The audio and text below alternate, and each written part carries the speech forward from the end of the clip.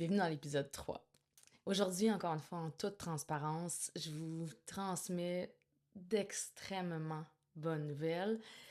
Je suis tellement excitée de pouvoir partager ça avec vous. Puis c'est fou parce que je pensais faire cette mini-série-là, puis que ça dure comme 1 an, peut-être plus.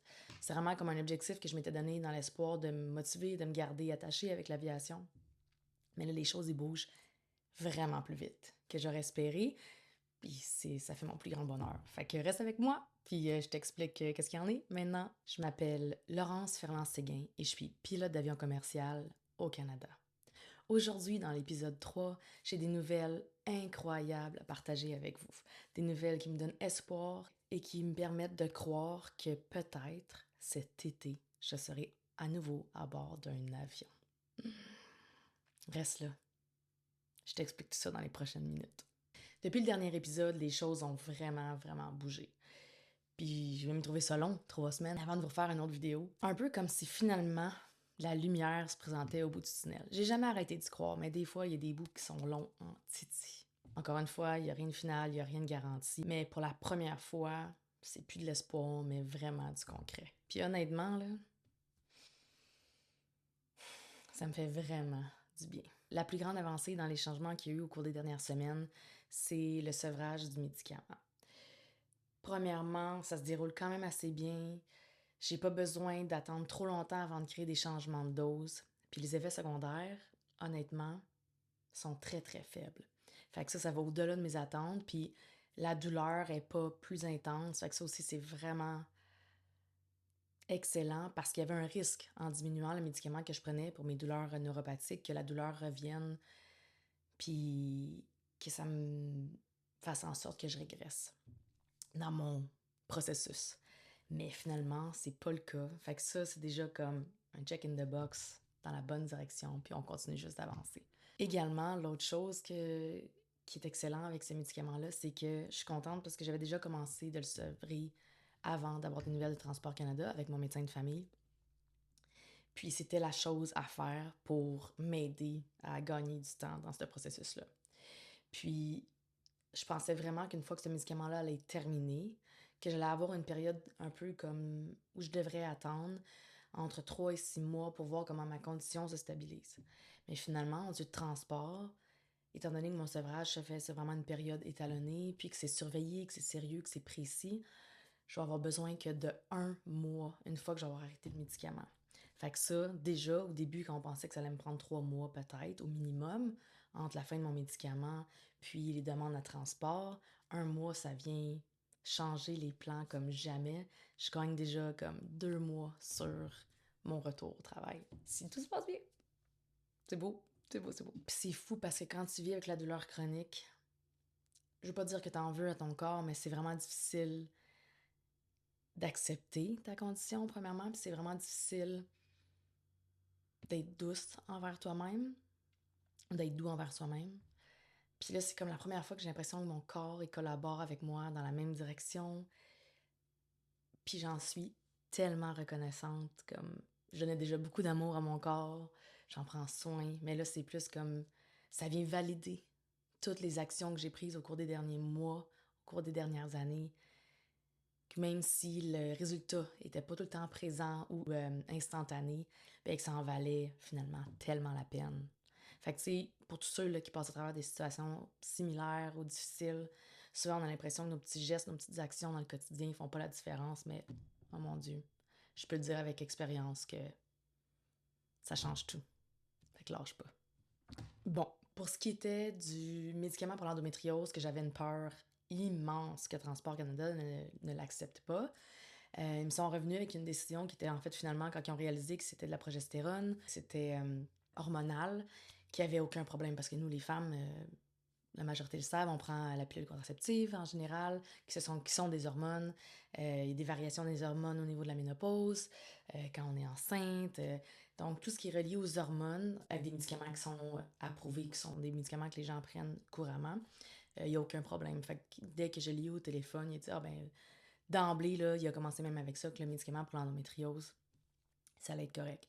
Puis ça a été un poids immense dans le vide de mes épaules parce que S'il avait fallu qu'on m'enlève ce médicament-là, c'est lui qui m'a donné le meilleur résultat depuis que j'ai commencé à le prendre.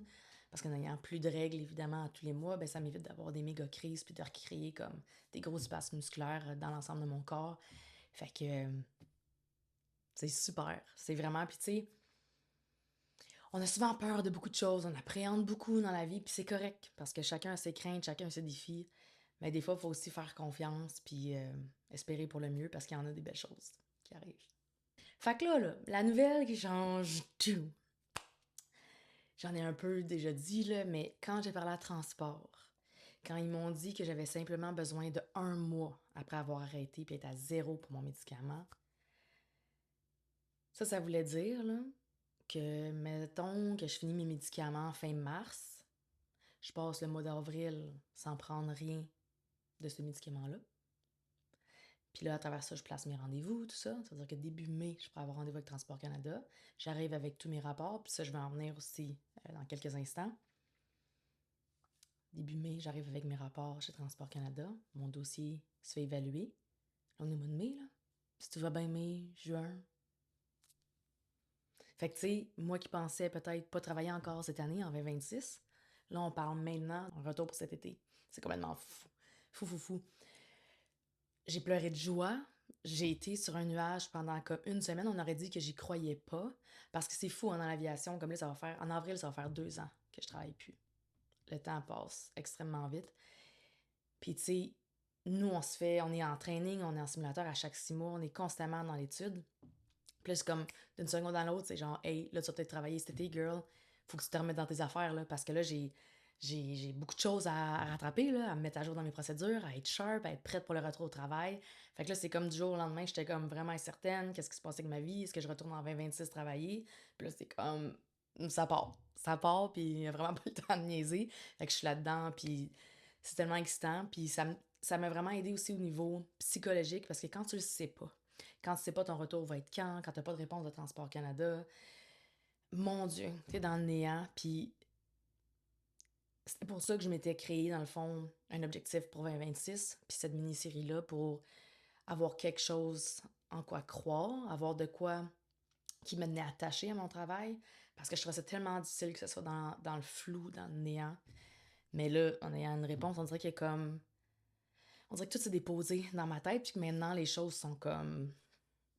Ça se place, puis ça va arriver, puis c'est fou. C'est fou.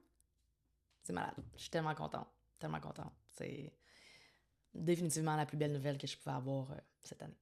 C'est sûr que là, pour mon retour au travail, j'ai besoin d'avoir des rapports puis que tout soit fait dans les règles de l'art pour éviter comme une perte de temps puis d'envoyer des documents puis de me faire réenvoyer puis de redemander des rectifications. Mais pour l'instant, là, tu sais, je dois transmettre à Transport Canada, évidemment, pour ma maladie, l'endométriose, un rapport de ma gynécologue, un rapport de ma physiothérapeute parce que je suis suivie hebdomadairement par ma physio incroyable à Montréal depuis octobre 2024. Ça fait 1 an en octobre que je vois cette femme extraordinaire à toutes les semaines pour, pour prendre soin de moi, pour un retour au travail. Comme je disais encore, un rendez-vous dans une semaine, tu te dis, oh, finalement, à quoi ça sert? Mais quand ça fait 1 an et demi, quasiment que tu la vois toutes les semaines, ben, le changement, il est là. Il n'y a pas le choix d'être là. C'est ça qui est incroyable. Puis c'est surtout d'avoir une équipe multidisciplinaire puis tellement professionnelle autour de soi qui fait la méga différence. T'sais. D'être bien encadré, d'avoir les bonnes personnes autour, c'est inévitable pour un success story. Puis, en plus du rapport de la physio, ben, il va y avoir le rapport de mon médecin, évidemment. Parce que oui, il y en a un que je suis en sevrage, que je termine, mais il y en a d'autres que je prends, il y en a d'autres que j'ai pris. Donc, il faut justifier ceux que j'ai pris pour signifier que c'était vraiment pour l'endométriose. Je dois justifier les médicaments que je prends, puis depuis combien de temps, puis pendant combien de temps j'ai été stable là-dessus. Il n'y a pas de... Il n'y a pas de laisser aller sur absolument rien. Tout doit être écrit, rapporté, puis d'une façon extrêmement précise pour éviter toute confusion, puis faire en sorte également que mon processus soit rapide. En même temps, ben, j'ai aussi contacté ma compagnie pour leur annoncer la bonne nouvelle, parce qu'il y a encore une fois, c'est juste que les choses bougent.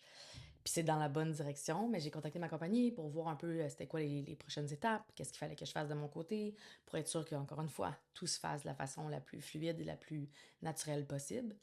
Puis si tout fonctionne bien avec ma condition puis de la douleur chronique, si rien ne change, je vais sûrement avoir la possibilité de faire un retour progressif, donc travailler à temps réduit en commençant. Parce qu'il ne faut pas oublier que si j'avais eu un emploi de bureau, avec ma condition, là, j'aurais pu travailler, même avec les médicaments que je prenais. C'est que là, avec la responsabilité qu'on a, puis le médical, puis toutes les restrictions qu'on a avec Transport Canada, c'était pas possible. Donc là, ça va vraiment être de me réhabituer à mon travail, d'être assis pendant de longues heures pour l'entraînement, puis après ça, le pilotage, voler. Mais tout ça va bien se faire, encore une fois, il suffit que ce soit encadré, que ça soit bien fait, puis ça va faire en sorte que toutes les choses vont se passer à merveille. Ça n'a pas le choix. Ça n'a pas le choix. Bon, évidemment, ça veut pas dire que tout est réglé. Il reste mon sevrage à finir, à me stabiliser sans la médication, sans avoir trop de up and down au niveau de la douleur. Il reste mes rapports à faire, qui sont déjà dans les processus de, mais avec toutes les techniques qualité qu'on a besoin. Mes suivis, les validations de mes spécialistes, les délais administratifs, que ce soit de mes spécialistes ou de Transport Canada. Mais là, pour l'instant, là, transport, je suis dans une bonne lancée. Fait qu'il y a encore des étapes, mais en même temps, là, je sais que c'est là qu'il faut que je tienne bon. C'est les derniers 1000. Les derniers 1000 avant d'arriver. C'est fou parce que je vous amène avec moi là-dedans. Fait que vous allez être là.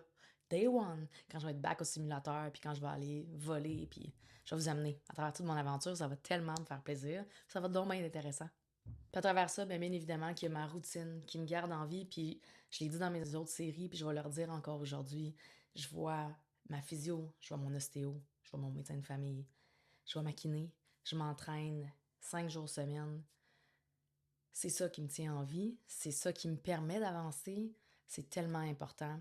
Peu importe quelle routine tu as besoin d'avoir dans ta vie pour t'aider à avancer, c'est la meilleure chose que tu peux t'offrir.